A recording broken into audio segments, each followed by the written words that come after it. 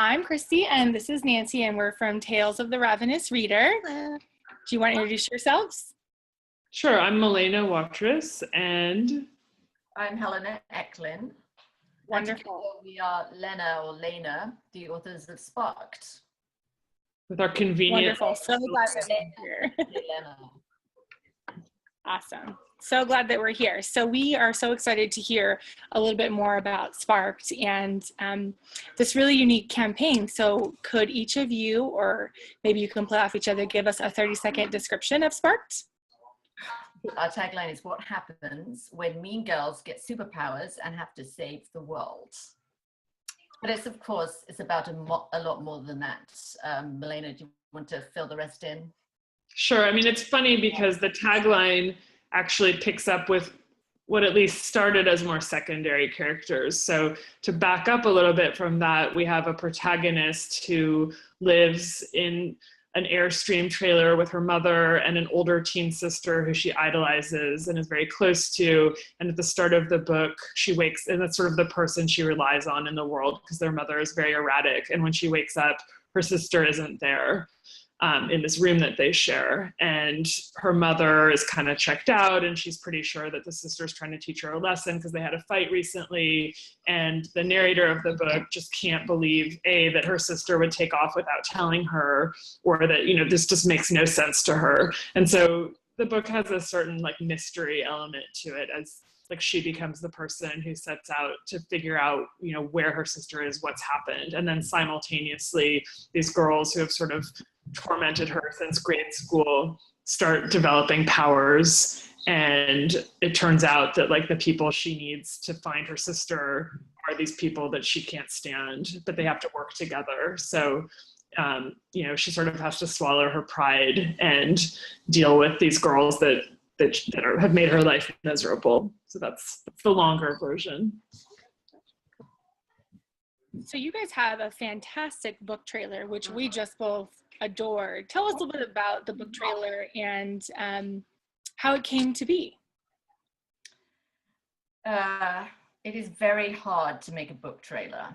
It's at least as hard as creating a tagline, because you have to boil your book down to 30 seconds, or ideally even less, because most people only watch like 20 seconds of a video. So I did most of the work. And I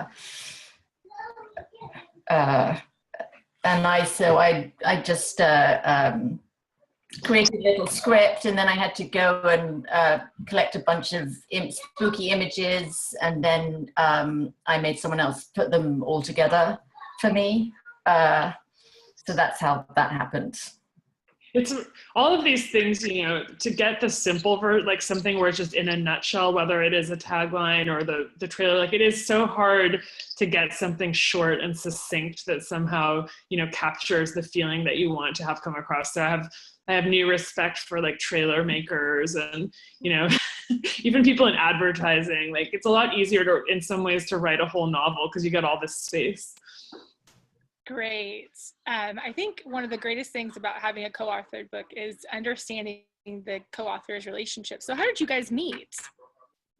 We met at a wedding, and I guess that was 2011, and we had, instant friend chemistry.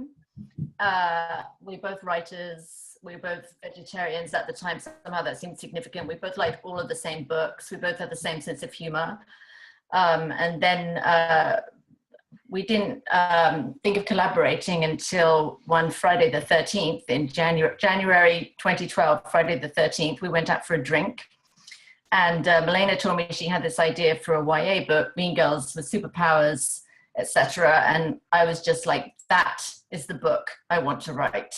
I'd been looking for an idea for a book because I knew I wanted to write a YA book, but I didn't have any good ideas. But I was like, that idea is dynamite. I want to write that book with you. And so we, spent 3 hours that night scribbling in a notebook and on napkins, and we created the whole plot that night. And then the next day, it was kind of like when you wake up after having had a few drinks and you're like, wait, did I really commit to something like writing a book with someone else? we didn't know for sure. Like, I remember thinking, even my husband said to me, like, because I was really excited in that way that you feel when you make an exciting new friend, and it's almost like the same way you feel when you're younger and you start like falling in love or something, and you're like, is this real? You know, and I had this feeling like this is an important friend, and this book, you know, I feel like we could really do this. And I remember my husband was like, do you think you guys are actually going to write a book together? Because what's interesting to think about in hindsight is we had literally spent like 2 days together, you know, like a wedding plus one more drink. It wasn't like it was coming out of, you know, a solid formed thing. But it was not actually that much of a friendship at that time. I think it was brand new. You knew that it was an important friendship, but it was still very inchoate. It was not tested. No. And I feel like what was fun and interesting, like, I feel like at that point, I still was like, I don't know, like, we'll just keep taking this as far as it still feels like right. You know, like we started writing pretty early and like sending material back and forth, and it just kept feeling exciting. And then also like our meetings once a week were really, really fun. And, you know, we both had also young children at that time. So having this like excuse to do something that was like not child related and took ourselves in this like imaginative, creative, like friendship focused, writing focused thing was like this incredible luxury and privilege at that time too. You know, just yeah, it was my escape from changing diapers. It was like romance, superpowers, everything that being in the mother of a young child is not. And getting to do it with a friend too, so that like you're in this with somebody else. Like I didn't know before doing it how much fun it would be to have someone else care as much as you do about this world that you're creating. Mm-hmm. Well, it was kind of like we became addicted to it. We had this phrase, the vortex, which was our phrase to describe like that time where you spend 4 hours sitting in a cafe and you suddenly look up and realize the time has flown by and you don't know where it went because you've been so absorbed in the world of Sparked. So we would call that the vortex, and we'd be like, oh, I've been in the vortex for like 3 days. I haven't had a shower. And the other thing that was really cool that, you know, I didn't know until co-authoring was there were 2 different pleasures. Like one, like this book, you know, we would meet and talk and plan things out, but it still didn't exist on paper yet, right? So either one or the other of us had to create more writing for us to get like our fix. So that feeling that you have when you're reading something where you're like, I want more, like somehow co-authoring it. Like I would get so excited when an email would come from Helena because I'd be like, oh, that scene we talked about, I'm going to get to see how she did it. Or, you know, I would feel like, oh, I don't really feel like writing today, but I can't let Helena down. She needs to see that scene that we talked about, you know, so that was really motivating. Great. We hear that a lot from people who co-author, which is awesome. So I guess the big question is, where are you in your goal? How close to that magic number are you? I'm gonna, you know, I could pretend that I, you know, haven't checked it for hours and hours, but I did just check it like 15 minutes ago, and I put it was 644. So we have 106 more copies to sell. Oh, so close. Yeah. These last 106 are going to be the hardest though, for sure. Yeah. I mean, I think we can get there. We still have a little chunk of time, but it's definitely, it's like you know, everyone has been so amazing and supportive, but that's the problem, is that like all of our friends and family have already been so, you know, behind us. And so now we're like stretching the net wider, like trying, so that, but it's also a fun challenge.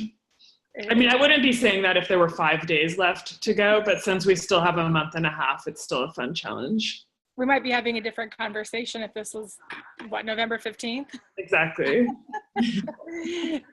So you guys have a really amazing giveaway to go along with the promotion of Sparked with us. And so let's give our readers a little taste of what they could expect if they were to win. What's one piece of advice you would give aspiring writers? Oh, I have a good one. 5 words. I think it's 5 words. Write the book. 6 words. Write the book you want to read. I think that is something we really did with Sparked, especially the book that we wanted to read at the time. Like we wanted a tale with like edgy characters and some humor and some like gothic horror and like a plot with lots of twists and turns. So we wrote that book.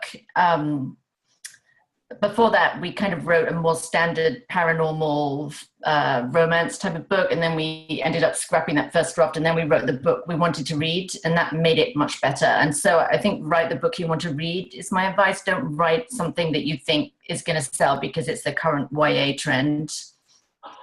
Great. I think I can also sort of piggyback off of that and say, you know, people will sometimes say, oh, like all this, like every story has already been written, or like, how do you find an original idea?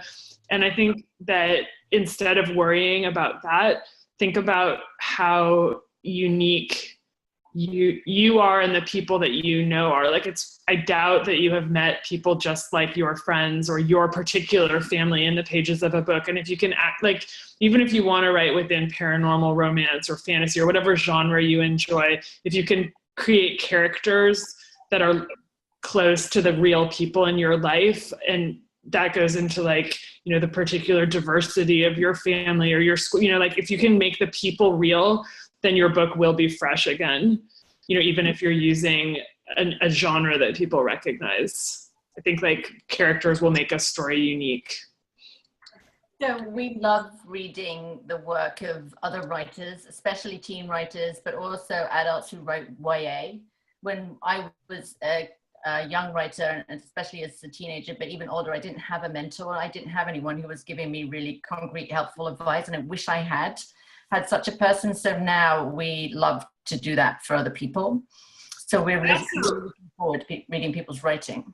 And I also I really love the beginnings of books, like seeing how authors welcome the reader into their world and how they drop you in. Like, do they start with a prologue? Do they start, you know, in a sort of gradual way? Do they drop you right into an action, like really close to something? And like, I think I can say for both of us that in our first draft of this book, we made every mistake of how not to write a beginning that you possibly could make before we sort of like but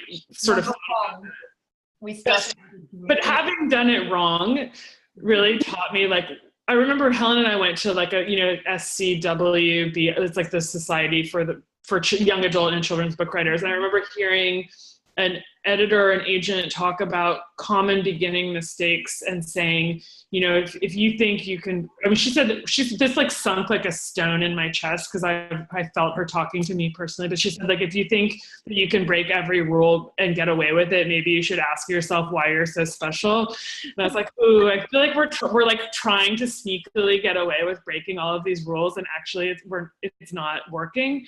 But I'm saying all this because one, you know, our promotion or our offer is, I really love to, I feel like, you know, somebody might think, well, what are you going to get from just reading like 5 pages at the beginning? But actually, like, I think, you know, when I teach novel writing at Stanford, it's the beginning writing class, and we sort of start, you know, I think the beginning of a book is actually can be the hardest part to write. And often, like, when people get deeper in, the story hits its stride and a lot of stuff goes away. And none of this is to say that we would be we're not like savage critics. We're very supportive and, you know, try to be like really constructive and generous, and not to make somebody feel like they did things wrong. But I do think it can be useful to have somebody look at your beginning and see, like, you know, where does the engine really turn on for the reader, and what are ways that you can start the story that's like really dynamic. And it's also useful, I think, to have another writer tell you what is really great about your writing, because sometimes you may not realize what you're doing that's really great. And it can just be helpful to have that kind of feedback. Absolutely. You want to ask your question? Yeah. What are your favorite reads? What are your favorite books? I like, I'm a big fan of Lauren Oliver. Christy, you like Dystopia, right? Yeah, so I love the Delirium trilogy also. And I loved her first book, Before I Fall. Yes, we're big fans. It's almost, I think that's her best book. It feels so raw and so real, and really takes me back to what it was like to be a girl in high school. Mm-hmm. I like Rainbow Rowell and John Green too. You're stealing all of mine. Oh yeah, I forgot we like the same books. Like every time I have an idea, it's like she says it. Plus, if I read a book, I tell you to read it, so we, you know, read it together. Yeah. No, we don't read together, but We do that We do that we too. read books together. you? We also share some, like, there's still some classics that we both like share a love of, like The Wolves of Willoughby Chase, and some of the older books that I still remember from being a kid, that when I reread them, I'm like, oh, they're still just as good as they were. Great. So I think that's all the questions that we have. Can't think of anything else. It was, thank you so much for such excellent questions.